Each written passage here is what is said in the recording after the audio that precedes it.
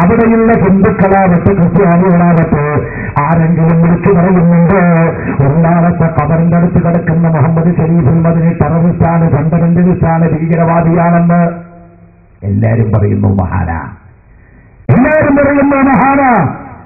എല്ലാ ഔലിയാക്കളും ഇവിടെ ഇസ്ലാമിക പ്രബോധനം നടത്തിയവരാ. ഇസ്ലാമിന്റെ പ്രബോധന ഔലിയാക്കളുടെ ലക്ഷ്യം, അല്ലാതെ കച്ചവടം ബിസിനസ്സും ഒന്നുമല്ല. യഥാർത്ഥ ഇസ്ലാമിക പ്രബോധനം നടത്തിയ ഔലിയാക്കൾ എന്നും എല്ലാവരാലും ആദരിക്കപ്പെടുന്നു. അതേസമയത്ത് ഇവിടെ എന്തുണ്ടായി? ഇസ്ലാമിനെ പുരോഗമിപ്പിക്കാനെന്ന് പറഞ്ഞ് രൂപം കൊടുത്ത ബിദഈ പ്രസ്ഥാനം ഈ രാജ്യത്ത് വർഗീയത വളർത്തുകയും മുസ്ലിംകളെ മുഴുവൻ ഭീകരവാദികളും തീവ്രവാദികളുമാക്കി തീർക്കുന്നതിൽ അജയ്യമായിരിക്കുന്ന പങ്ക് വഹിക്കുകയും ചെയ്തു. അതാണ് ഈ അടുത്ത ദിവസം ഡൽഹിയിൽ നടന്ന ഒരു ഓൾ ഇന്ത്യ ഒരു ഇന്റർനാഷണൽ കോൺഫറൻസിൽ ഇന്ത്യയുടെ മുൻ നിയമകാര്യമന്ത്രിയായിരുന്ന രാംജത്ത് മലാനി വളരെ വ്യക്തമായി പറഞ്ഞു, മുസ്ലിം സമുദായത്തിന്റെ അകത്ത് തീവ്രവാദമുണ്ടാക്കിയത് വിദഗ്ധക്കാരാ കേട്ടോ പോലെ. യഥാർത്ഥ മുസ്ലിങ്ങളുടെ വിശ്വാസം സുന്നത്ത് ജമാഅത്തായിരുന്നു. ആ വിശ്വാസം കുടുംബങ്ങളിലുണ്ടായിരുന്നു. സുന്നി വിശ്വാസമുള്ള കുടുംബങ്ങളിൽ ഭദ്രതയുണ്ടായിരുന്നു. നേരം വൈകുന്നേരമായാൽ ഇപ്പൊ മുസ്ലിം വീടുകളുടെ അവസ്ഥ എന്താ? ഞാൻ വലിയ വലിയ അന്താരാഷ്ട്ര വാലൊന്നും പറയില്ല, കുറച്ചു തെറ്റിലായി പറയുന്നത്. മകരിബ് ബാങ്ക് കൊടുത്ത് ഇഷ ബാങ്ക് കൊടുക്കണതിന്റെ ഇടയിൽ എത്ര വീട്ടിൽ ഖുർആൻ ഓതുന്നുണ്ട്? ഇവിടെ മകരിബ് ബാങ്ക് കൊടുത്ത് ഇഷ ബാങ്ക് കൊടുക്കുന്നതിന്റെ ഇടയിൽ എന്താ വേണ്ടത്? അള്ളാഹുവിന്റെ റസൂല് പറഞ്ഞു, മകരിബ് ബാങ്ക് കേട്ടാൽ നിങ്ങൾ എന്ത് ചെയ്യണം? ഇമാം ബുഖാരിയുടെ ഹദീസ് നോക്കിയാൽ കാണാം. മകരിബിന്റെ ബാങ്ക് കേട്ടാൽ ഉമ്മമാരെ വിളിച്ച റസൂലെന്ന് പറഞ്ഞു, ബാപ്പമാരെ വിളിച്ച റസൂലെന്ന് പറഞ്ഞു, മകരിബിന്റെ ബാങ്ക് കേട്ടാൽ നിങ്ങൾ ഉടനെ തന്നെ വീടുകളുടെ കതകുകളൊക്കെ കൊട്ടിയടക്കണം, ജനവാതിലുകളൊക്കെ അടച്ചിടണം. കൊതുക് കടക്കാതിരിക്കാൻ വേണ്ടി മാത്രമല്ല റസൂലുള്ള പറഞ്ഞത്, സൂര്യനസ്തമിച്ച് ഇരുടായിക്കൊണ്ട് മകരിയോടെടുത്താൽ നിങ്ങളുടെ വാതിലുകളൊക്കെ നിങ്ങൾ ബന്ദ് ചെയ്യണം. അല്ലാഹുവിന്റെ റസൂല് പറഞ്ഞു, നിങ്ങളുടെ കൊച്ചുകുട്ടികളെ പിന്നെ വീടിന്റെ വെളിയിലിറക്കാൻ പാടില്ല.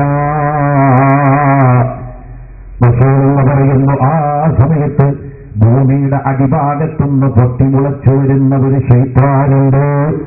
ആ ശൈത്താൻ നിങ്ങളുടെ കുട്ടികളെ തൊട്ടാൽ ആ കുട്ടികൾ മന്ദബുദ്ധിയായിത്തീരും, ഭ്രാന്തനായിത്തീരും, വസുവാസുള്ളവരായിത്തീരും.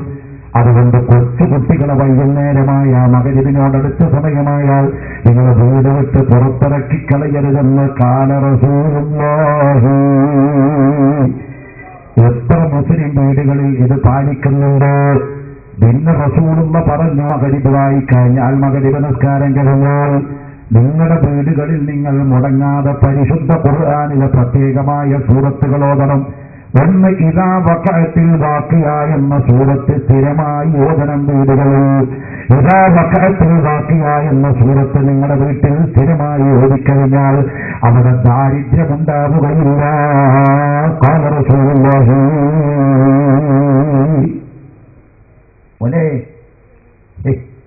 ഒരാളെ ചോദിച്ചപ്പോന്നോട് ഇങ്ങനെ പറഞ്ഞ പറഞ്ഞപ്പോഴേ ഇതാ വഖഅത്തിൽ വാഖിയ ഓതിയാ പിന്നെ ദാരിദ്ര്യം ഉണ്ടാവില്ല ഉസ്താദേ? ഉണ്ടാവില്ല. പിന്നെ ആൾക്കാരിപ്പോ 10-700 കോടിയായി ഉസ്താദേ. ഇവിടെ ഭക്ഷണം കിട്ടാതെ നിങ്ങൾ ഇരിക്കുമ്പോ ഇതാ വഖഅത്തിൽ വാഖിയ ഓതിയാ പിന്നെയാണ് ഇവിടുന്ന് ഈ ഫുഡ് വരെ കേന്ദ്ര ഗവൺമെന്റ് അവിടെ കുറക്കണം, കേരള ഗവൺമെന്റ് ഇവിടെ കുറക്കണം. ഇതാ വഖഅത്തിൽ വാഖിയ ഓതാണ്ട.